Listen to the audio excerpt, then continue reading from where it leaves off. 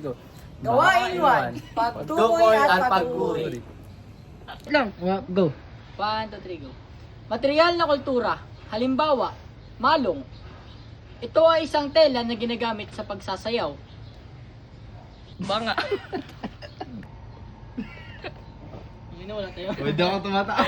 3 and go.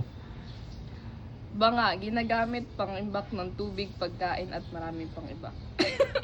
Yun. Go. Pagmamano, ito ay pagpapakita ng respeto sa mga nakakatanda. Hindi naman sa kanya. Hoy! Tawa niya. Bayanihan. Ito yung pagtutulungan tulad sa brigada.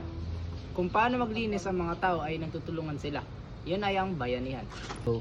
Ipinapakita ng pagdiriwang ng pesta at paggamit ng makabagong teknolohiya tulad ng Facebook Live na ang kultura ay dinamiko at patuloy na umaangkop sa pagbabago ng panahon. Bagamat na 1, 2, 3, go. hiwalay ba?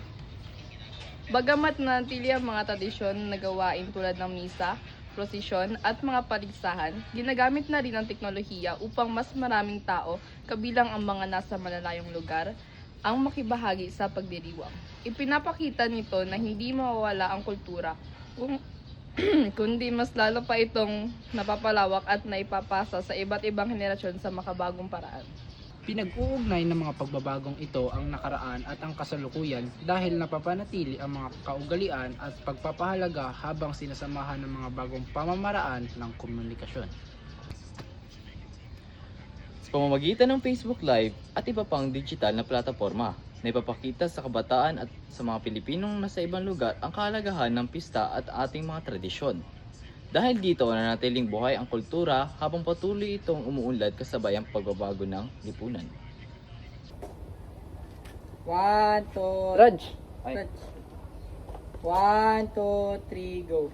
Sa bawat ngiti ng ating bayan, may kwentong dala ng nakaraan. Paggalang bayanihan at pagmamahalan, ito ang ating tunay na yaman.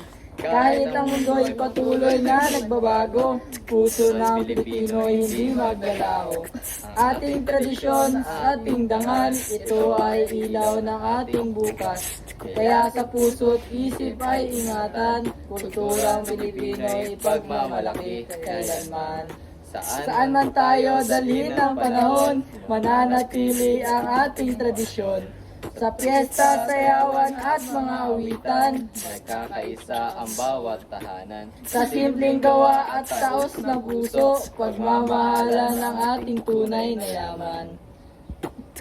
Ang ating tradisyon, ating dangal, ito ay ilaw ng ating bukas, kaya sa puso't isip ay ingatan. Kulturang Pilipino ipagmamalaki, kailanman saan man tayo dalhin ng panahon, mananatili ang ating tradisyon. Ating kultura, ating pagkatao, habang may Pilipino, ito'y mananatili sa mundo. May